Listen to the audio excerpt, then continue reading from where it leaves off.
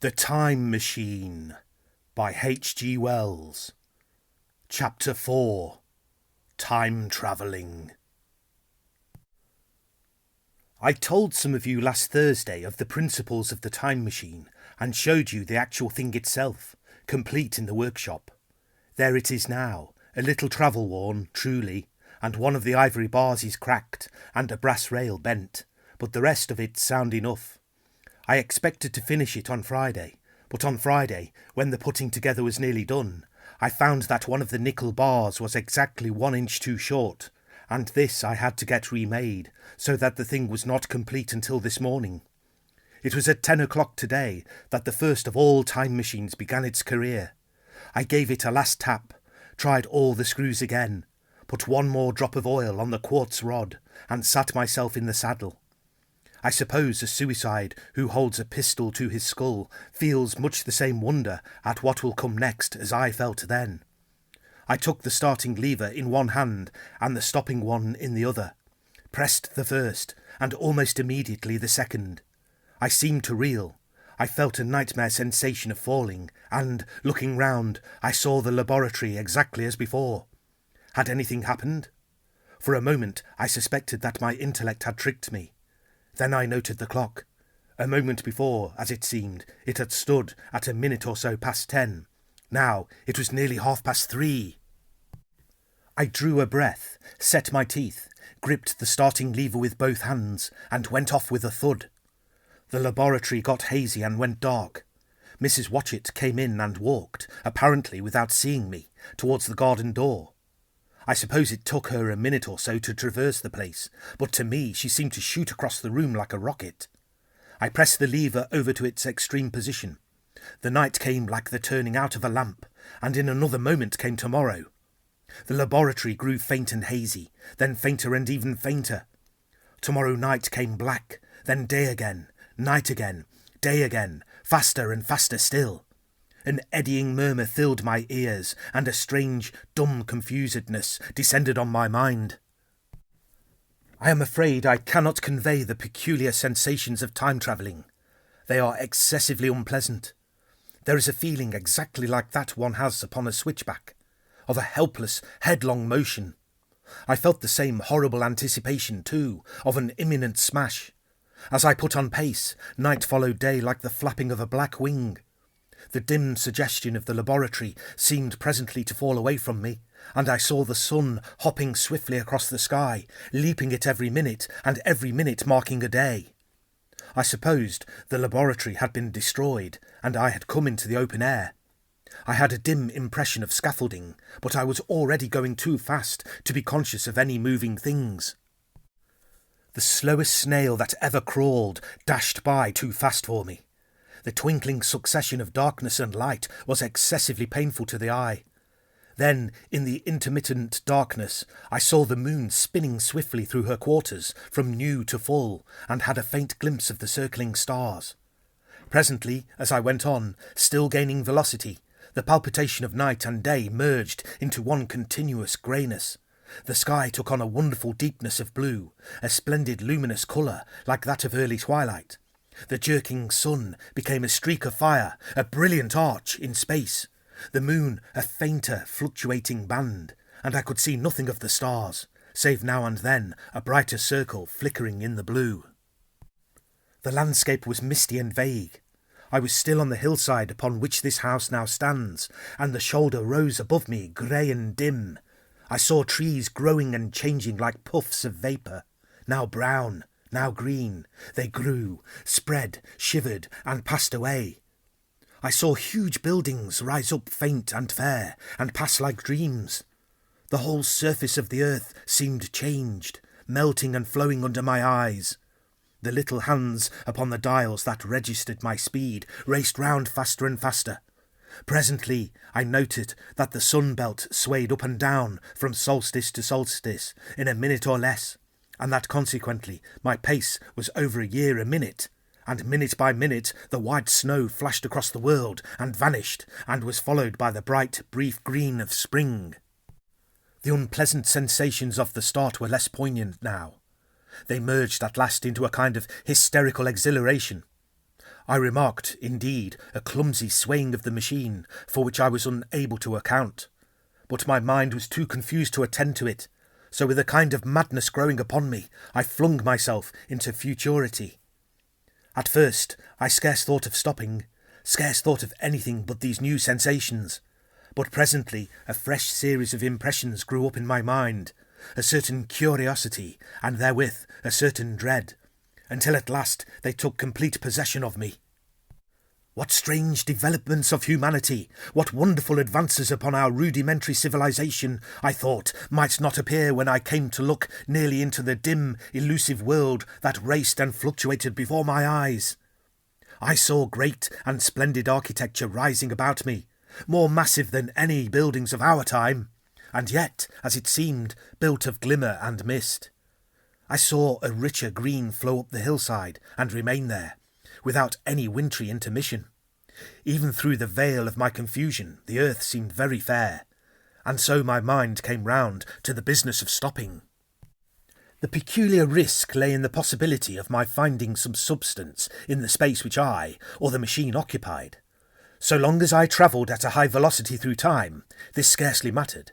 I was, so to speak, attenuated, was slipping like a vapour through the interstices of intervening substances. But to come to a stop involved the jamming of myself, molecule by molecule, into whatever lay in my way, meant bringing my atoms into such intimate contact with those of the obstacle that a profound chemical reaction, possibly a far-reaching explosion, would result, and blow myself and my apparatus out of all possible dimensions into the unknown.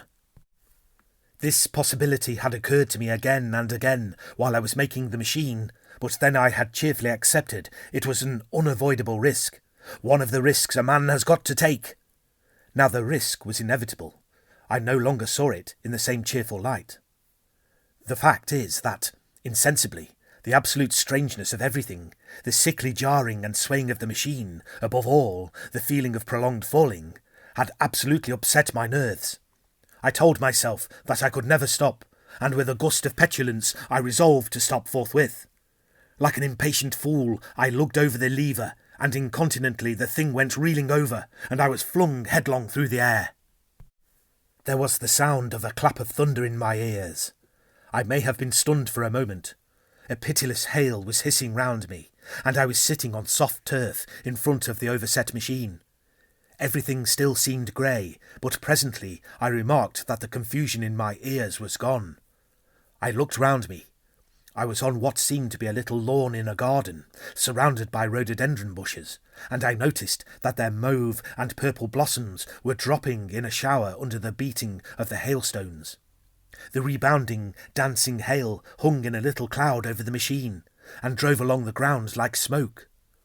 In a moment I was wet to the skin. "Fine hospitality," said I, "to a man who has travelled innumerable years to see you." Presently I thought what a fool I was to get wet. I stood up and looked round me. A colossal figure, carved apparently in some white stone, loomed indistinctly beyond the rhododendrons through the hazy downpour, but all else of the world was invisible. My sensations would be hard to describe. As the columns of hail grew thinner, I saw the white figure more distinctly. It was very large, for a silver birch tree touched its shoulder. It was of white marble, in shape something like a winged sphinx, but the wings, instead of being carried vertically at the sides, were spread so that it seemed to hover. The pedestal, it appeared to me, was of bronze, and was thick with verdigris. It chanced that the face was towards me. The sightless eyes seemed to watch me. There was the faint shadow of a smile on the lips. It was greatly weather-worn, and that imparted an unpleasant suggestion of disease. I stood looking at it for a little space, half a minute perhaps, or half an hour. It seemed to advance and to recede, as the hail drove before it denser or thinner. At last I tore my eyes from it for a moment, and saw that the hail curtain had worn threadbare, and that the sky was lightening with the promise of the sun. I looked up again at the crouching white shape, and the full temerity of my voyage came suddenly upon me. What might appear when the hazy curtain was altogether withdrawn? What might not have happened to men? What if cruelty had grown into a common passion? What if in this interval the race had lost its manliness, and had developed into something inhuman, unsympathetic, and overwhelmingly powerful? I might seem some old-world savage animal, only the more dreadful and disgusting for our common likeness, a foul creature to be incontinently slain. Already I saw other vast shapes, huge buildings with intricate parapets and tall columns, with a wooded hillside dimly creeping in upon me through the lessening storm. I was seized with a panic fear. I turned frantically to the time machine and strove hard to readjust it. As I did so, the shafts of the sun smote through the thunderstorm. The grey downpour was swept aside and vanished like the trailing garments of a ghost. Above me, in the intense blue of the summer sky, some faint brown shreds of cloud whirled into nothingness. The great buildings about me stood out clear and distinct, shining with the wet of the thunderstorm, and picked out in white by the unmelted hailstones piled along their courses. I felt naked in a strange world. I felt as perhaps a bird may feel in the clear air, knowing the hawk wings above and will swoop. My fear grew to frenzy. I took a breathing space, set my teeth, and again grappled fiercely, wrist and knee, with the machine. It gave under my desperate onset and turned over.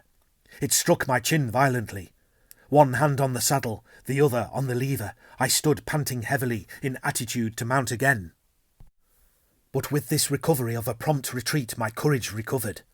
I looked more curiously and less fearfully at this world of the remote future. In a circular opening high up in the wall of the nearer house, I saw a group of figures clad in rich soft robes. They had seen me, and their faces were directed towards me. Then I heard voices approaching me. Coming through the bushes by the white sphinx were the heads and shoulders of men running. One of these emerged in a pathway leading straight to the little lawn upon which I stood with my machine. He was a slight creature, perhaps 4 feet high, clad in a purple tunic, girdled at the waist with a leather belt. Sandals or buskins, I could not clearly distinguish which, were on his feet. His legs were bare to the knees, and his head was bare.